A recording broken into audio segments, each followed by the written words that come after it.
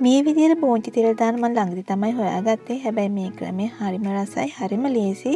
කාර්ය බහුල ඔයාට නම් මේ ක්‍රමය හොඳටම හොඳයි. එහෙනම් බලමු කොහොමද මේ විදිහට රස විදිහටම බෝංචි තෙල් දාගන්නේ කියලා.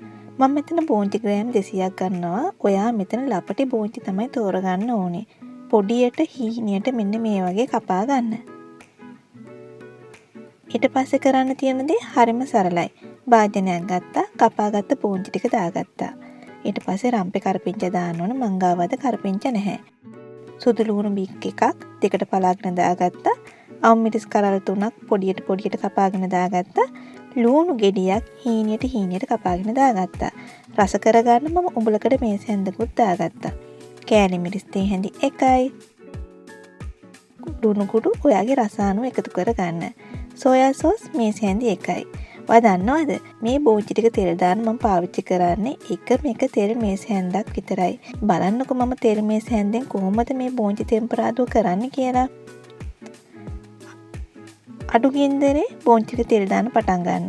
තෙල් ටික දාගන්න. තෙල් ටික රත් වුණාම අපේ බෝංචි මිශ්‍රණය දාගන්න තෙරට.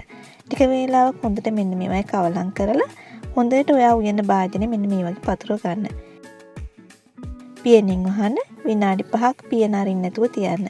විනාඩි 5කට පස්සේ පියන අරින්න හොඳට කවලම් කරන්න. පේනවනේ අඩි අරලත් නැහැ.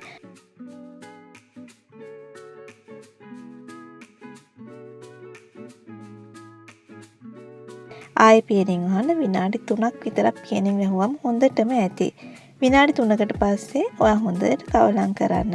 බලන්න මම කිව්වා වගේම තෙල් මේස හැන්දෙන් මේ විදිහට රසවත් ආකාරයට බෝංචි ටික තෙල් දාගන්න පුළුවන්. දැන් ලිප නිවන්න.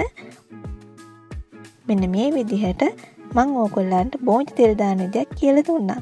මේ විදිහටම කරලා බලන්න. ඇත්තටම මේක හරිම ලේසි. සැරින් සැරේ ලුණු කරපිංච දදා ඉන්න ඕනේ. ඔක්කොම එකට කලවම් කරගත්තා. බෝංචි ටික ටෙම්පරාදු කරගත්තා. ගිහින් එන්නම්.